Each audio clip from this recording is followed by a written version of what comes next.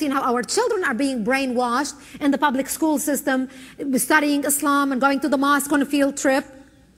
This is the hatred that the Muslim kids are studying in Arabic in these Islamic schools and these Islamic schools and the mosques in the United States. It's unbelievable. The infiltration is not only happening through the border and the brainwashing through the mosque, but also we have a major problem with the education system, and that it is with the influence of the government of Saudi Arabia in our educational system. What's been happening for the last 16, 20 years is with the wealth of the oil coming especially to Saudi Arabia. Saudi Arabia has been able to exploit a program called the Title VI program that was invented and executed by our government after World War II to basically teach our American kids about foreign languages and cultures so they can be an asset to our government. What happened is Saudi Arabia is using that program to funnel money into the universities, and they are setting up Middle East study departments and political science departments.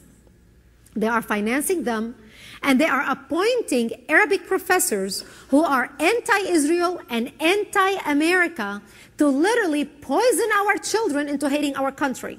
It is mind-boggling. And this is why we are seeing such a rise in anti-Semitism and anti-Americanism on American college campuses.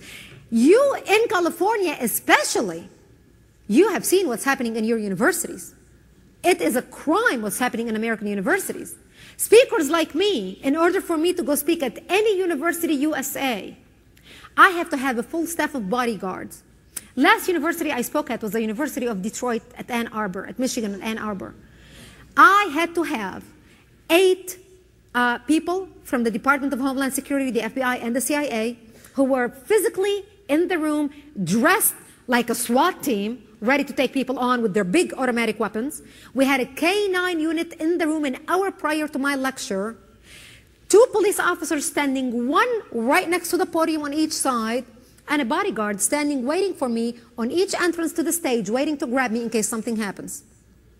Just for me to be able to speak and give a lecture on an American college campus. Here I am, a patriotic American, speaking about America and why we need to protect America from a threat against America. And a speaker on an American college campus in the 21st century has to have that much security to exercise her freedom of speech? Our founding fathers are turning in their graves.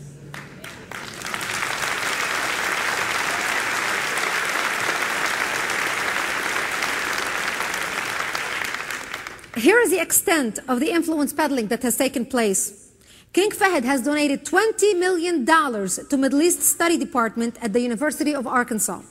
$5 million donated to Berkeley's Middle East Study Department from 2 Saudi sheikhs linked to Al-Qaeda. Harvard received $22 million and $28.1 million went to Georgetown.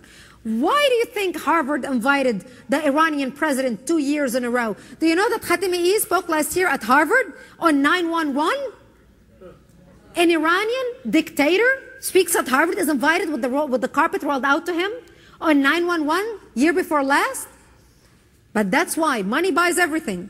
$11 million was donated to Cornell, $5 million to MIT, $1.5 million to Texas A&M, $1 million to Princeton. Rutgers received $5 million chair endowment, as did Columbia, which tried to conceal the source of the funds. We all remember what happened at Columbia this summer when they invited Ahmadinejad to speak at Columbia. The fools, and how the Arabs use that in their media. Absolute fools. Other recipients of Saudi tainted monies are UC Santa Barbara, Johns Hopkins University, Rice University, American University, University of Chicago, USC, UCLA, Duke University, Syracuse University, Howard Universities, University of Idaho, Washington State University, Ohio State University, Arizona State University, University of Michigan at Ann Arbor. Oh, surprise, surprise. UC Los Angeles, UC Irvine, UC Berkeley, UCLA, you know the bunch that you have. And what's happening here? We pump the gas, they pump poison into the hearts and minds of our future generation. And we are allowing it to happen. And we are allowing it to happen because of our apathy. Apathy is a disease that is killing America. It's not obesity. Obesity you can treat. It's apathy.